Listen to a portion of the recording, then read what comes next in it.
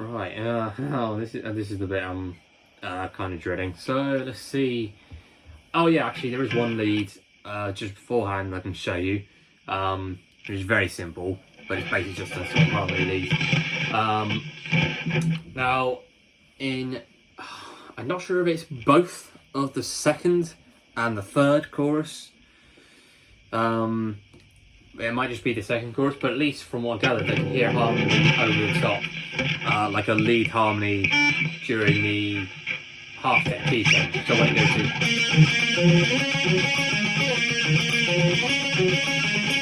I think it's,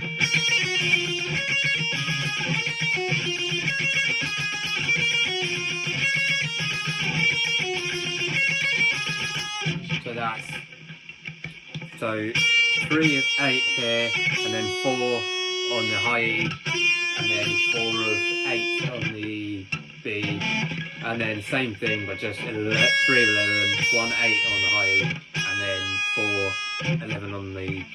So just do that 4 times over in the second chorus. Again, I don't know if it's in the third one. If it is, then just do it 3 times over. And then for the hard part itself, I'm just trying to see if I can remember this, or try not to screw up as much. So, let's see if I can get this all down.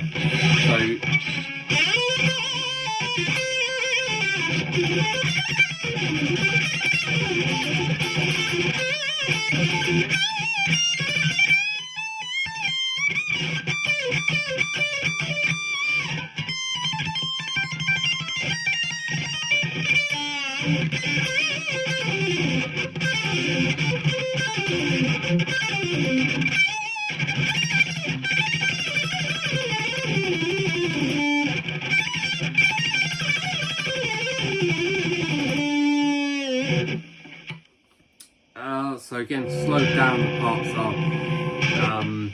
There's a couple of bits that were actually really tricky for me to try and get down. So first part opened up like you'll need the tremolo. This is one of the things you'll need the tremolo for. So you get a little dive at the beginning, so you get this sort of sound here.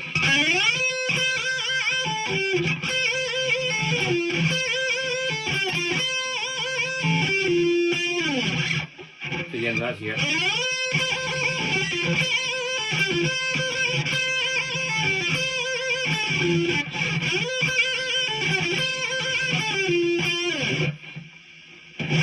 And then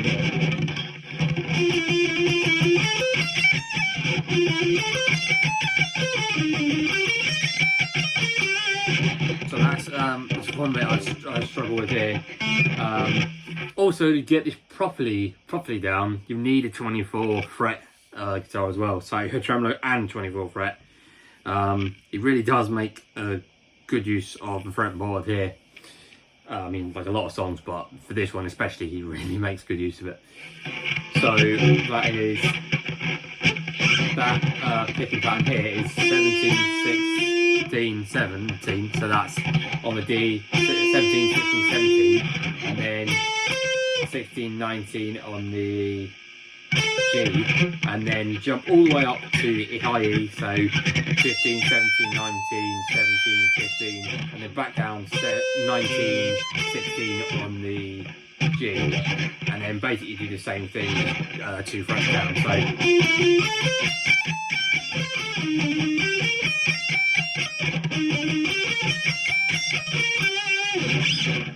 and then this bit's a bit difficult to get down as well, but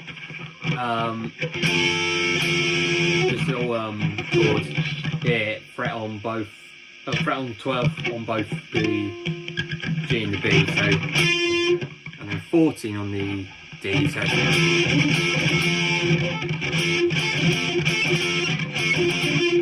the hard part, is you've got to try and do 2 notes there, so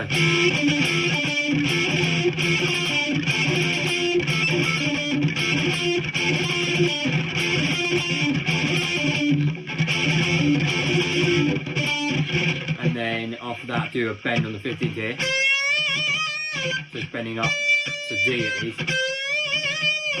And then again. I think there's a slight little gap break on the first one, so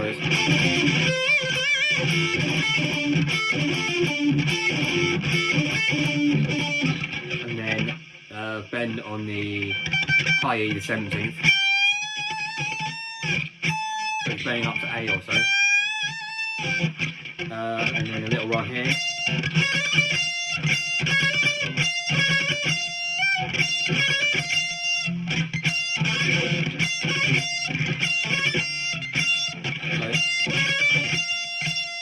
And then bend and tap on the 20th, and then afterwards rotate to the 20 seconds. So that's, and then what I like to do with that is then move to the 20th fret there, so I can bend it up a bit higher. So then it can bend up to D, but don't go directly on D. So it's,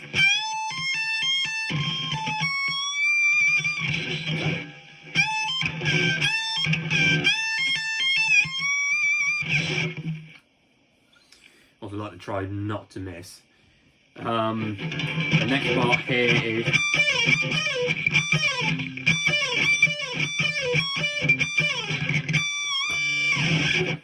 so that's between the 21st and the high E, and then the 24th on the high E, and then 21st on the G. So, and try and do a little slide if you can.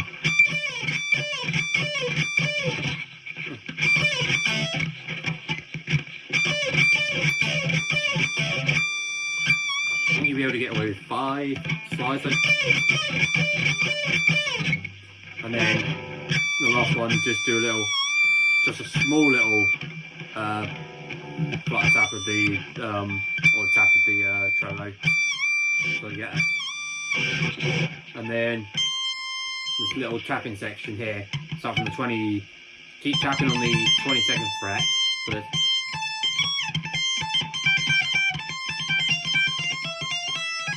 so go from that pattern there, goes from between 19, 17, 15, 17, 14. So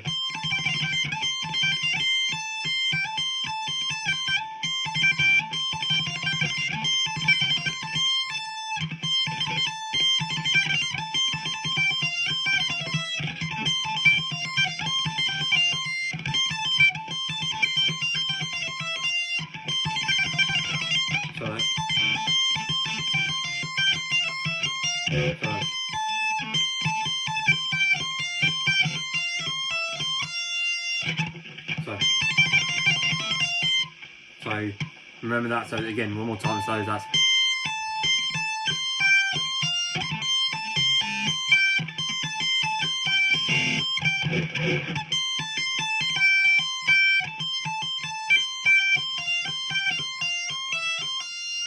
and then you rotate down to 20th fret tapping, and then it's 17, 15, 13, 15, 13, 12, 13 to 12. So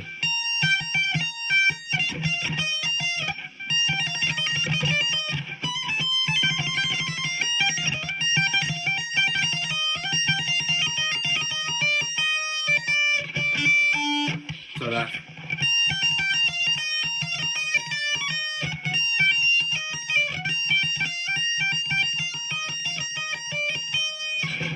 So yeah, slow down it.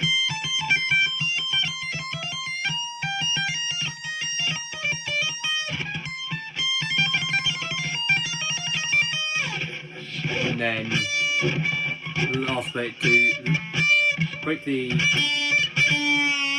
like get up to the 12th and then open out and do a little dive or a little downward dive. And then on the 15th fret on the B, so you get that bend. And then this is a bit harder. It's in a little triplet rhythm. So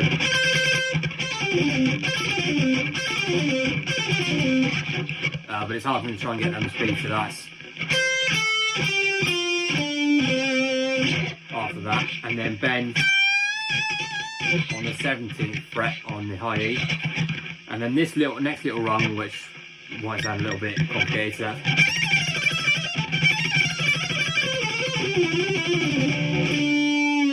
that slow down is, that's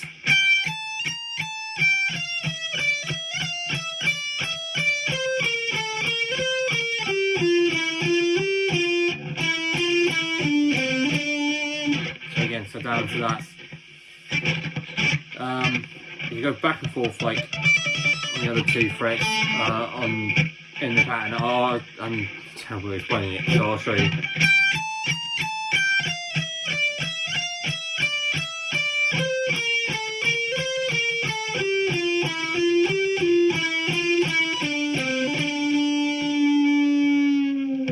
And then do a little at the end, do the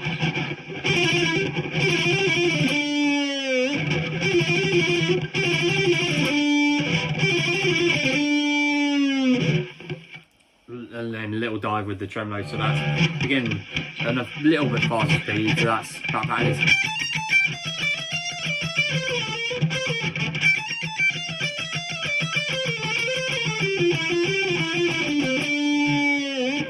I mentioned with this one as well, I usually like to try and use these three things for this one. I don't use the thingy because I find it a bit harder to rotate and like move pattern otherwise, so I just do, you know, that, so it's there, and then move the finger there, like that, so.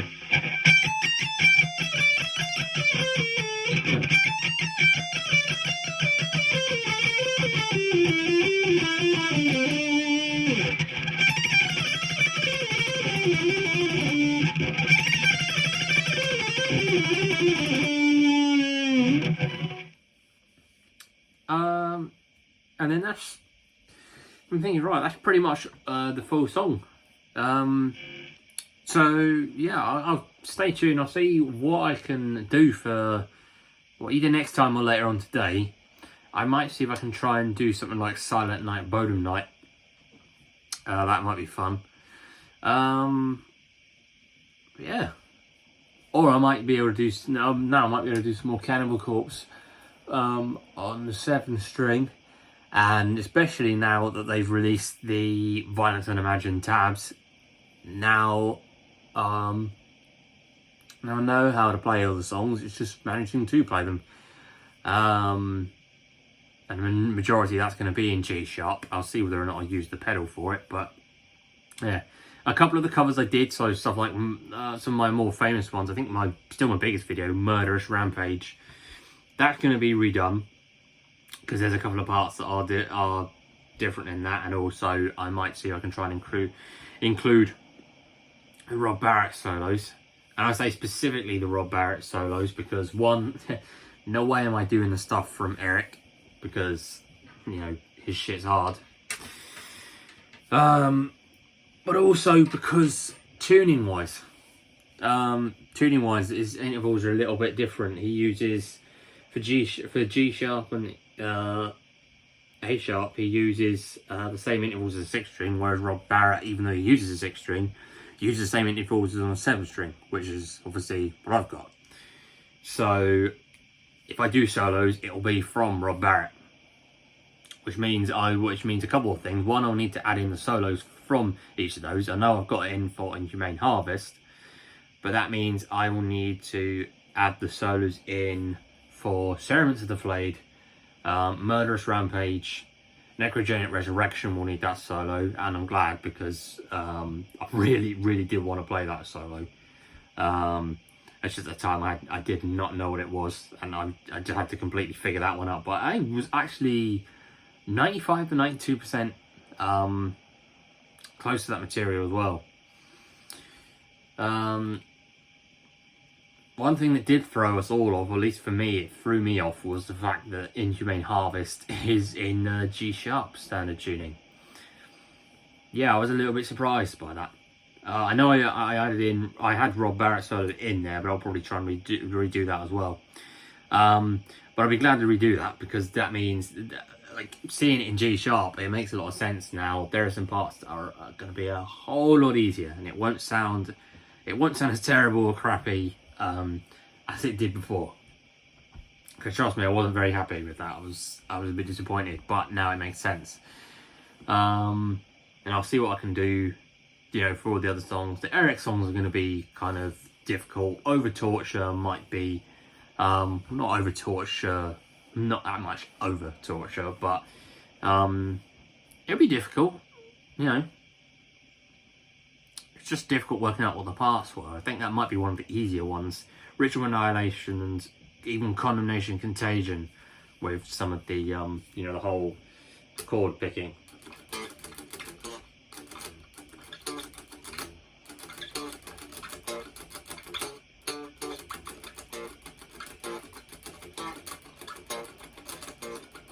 It's doing that sort of chord picking there, because you're doing a lot of power chords, but in that speed, so which I find for me gets quite tiring, so I'll see what I can do with that.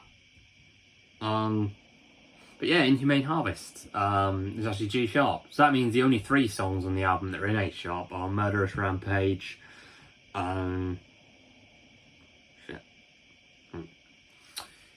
Ritual Annihilation, and Bound and Burned. So yeah, I'll see what I can do, and obviously they'll be on the Solar. It'll be a nice new little test. I'll see when I can come up with those, but I'll also try and see if I can get something out today, another Bodom cover in D standard, before I change to drop C again, and finish one of the other covers, which I was going to try and do, except until the string low E broke. A round trip to hell and back. But see you guys then.